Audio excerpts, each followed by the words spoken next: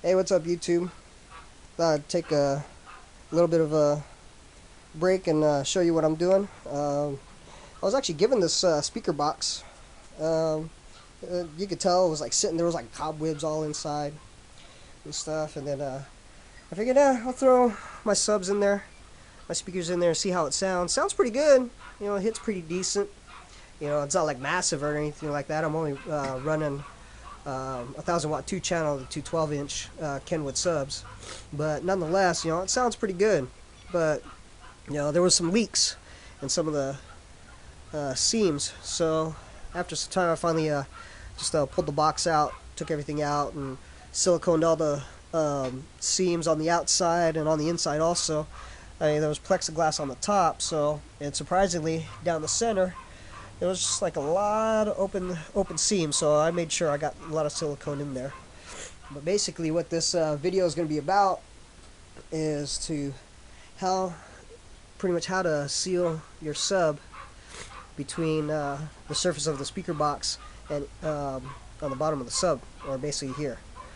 As you can see, I don't know, it's going to be kind of hard to tell, but right in here there's like a gap, and then more likely there's going to be air escaping from there.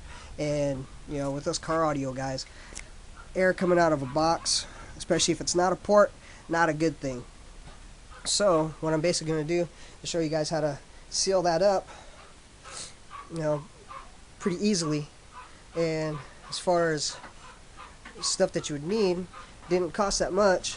Go down to your local hardware store, and this is what I picked up: rubber foam weather seal. And what I got was 3/4 inch wide, 5/16 thick, and it's about 10 feet long. That should be about enough. If not, well, I guess I'm gonna have to run down to the local hardware store and pick up some more. But that's pretty much how it looks, and I pre-cut a piece already, and I'll get to that in a sec. Now, along with that, you'll need a pair of scissors to cut the weather stripping. And then I bought some T-nuts, and the nice thing about these T-nuts is that if you look, it's got teeth on them. And then you hammer those in, of course, with the hammer. And then the bolts to go with it, you want to make sure they match. Because what I'm using is a 1024 by 5/16. Now obviously you want to get the bolts to match. 1024, and I went with 2-inch, which for my application is long enough. Now obviously, if you've got the face of your box with another piece on there for extra support, obviously you need to go with probably like a 3-inch. So along with that, you need your drill bits, electric drill, and then Phillips or a flathead bit to drill in the bolts. So moving along, what I've done here, I've already pre-marked where the holes are gonna go. And I did that also here, so if I was to pull this back, you'll see it there. Dropped some of those, but I'll get those in a minute. But that's all there. Yeah, I'm dropping bolts all over the place, so I'll pick them up later. So what I've already done, I've already pre-drilled some holes, and the bit I'm using is a 5/64 or 15/64, excuse me, because you want to make sure that it's going to be wide enough for that opening, but not loose. You don't want it loose, because then you're going to have some air in there. You want to make sure that it's snug enough to where you have to hammer it in, and that's the key. Because otherwise, that's where those teeth come in. And especially once you're getting into like the 2,000, 3,000 watt per sub, that's going to be a lot of vibration. At least that'll hold in, which will be real nice. So like I said, I've already got 3 holes pre-drilled. This one's just, plain, haven't put in a T-nut yet. But if we go down here, you'll see that there's one there already. And then I go to the next one. As you can see, I'm getting a glare. That I have one with the screw in there already. Now it looks like a little crooked, but as you can see, with what I have to work with, I gotta try and hammer from the inside of this box, which is very difficult. Now if you're making your own box, before you even put the face of the speaker box in, obviously you would put and mount the T-nut first. This way it's all nice and flush.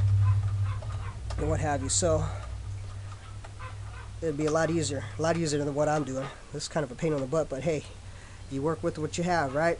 So once you have all your holes drilled, so now you come over here, get your weather seal, cut yourself about, I don't know, that's probably maybe about 3.5, maybe 4 inches.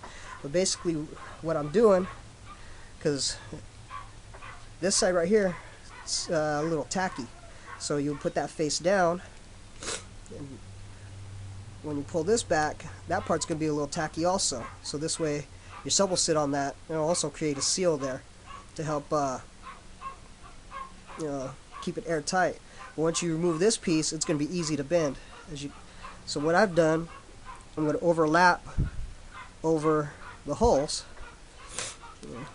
Go ahead and do a quick example. It's probably going to be kind of hard to do with one hand, but I'll do what I can just for the sake of everything.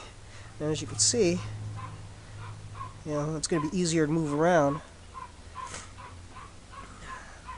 So now I've got it overlapped over the holes, and then overlapped on that. So then now, once you set your subwoofer on there throughout the whole thing, now once you put that in and you got the spaces in between, it's going to be easier for you to drive the bolts through instead of having to sit there and cut holes through it and stuff like that.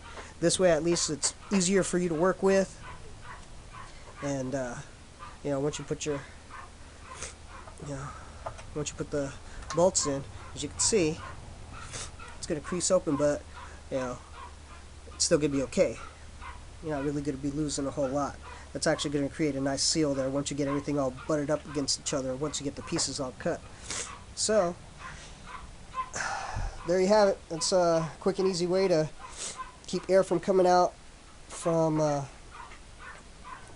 the face of the speaker box. If you're not going to be putting any type of carpet. Now if you're going to carpet your box, you don't have to worry about doing this. But if you're going to be just either leaving it plain or painting it, this would be a good way to go. Now the other reason why, if you're wondering why I went with the T-nuts and the screws instead of wood screws, let's say later on you decide to go with a different set of subwoofers. The mounting holes for subwoofers are pretty universal as far as like what I've seen. So now instead of having holes for your sub, because then with wood screws, if you keep, let's say if you go through like 3 sets of subs, well, guess what, that hole's going to get worn out. At least with these T-nuts, they're not going to wear out. So they're not going to go nowhere. You can tighten them up real tight, and this way they're not going to go nowhere. So there you have it. Quick tip on how to seal your subs on a painted or unfinished surface. So hopefully that worked out for you guys, and hope you enjoyed it. Hope that helps you guys out as far as trying to preventing air leaks. So there you go. Thanks.